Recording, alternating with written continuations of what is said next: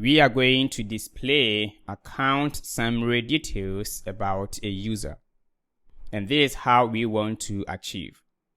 When a user clicks on the dashboard icon here, we want to display the component for the account summary. So let's go ahead and do that, and I have already provided the templates for you.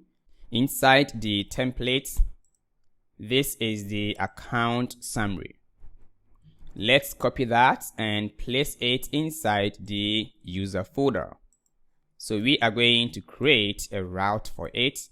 So we are going to do it inside the app.gss file.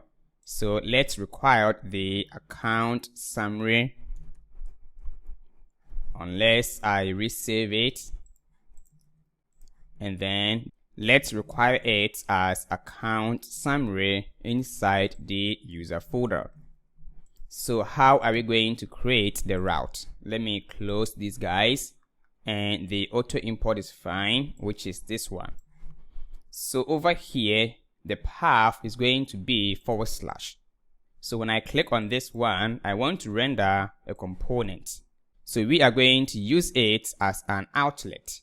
So inside the app.js file, this is one component that renders inside the user dashboard. I also want to render one more component for the account summary. So here I will say create post. And I want one for account summary. So for this one, we're going to change this one to use the account summary dashboard, and the path is going to be / without this one because we are using nested routing. Now with this one, let's see. As you can see, this is the account information about the user, and we are going to implement all these logics from scratch.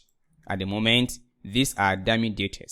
Alright, so let's look at the account summary component, and let's explore more. Right click and go to definition, and it will take me into the component directly.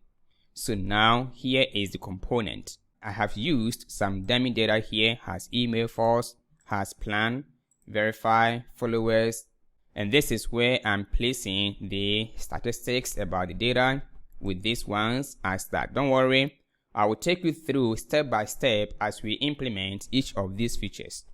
The takeaway here is understand how to render this particular component.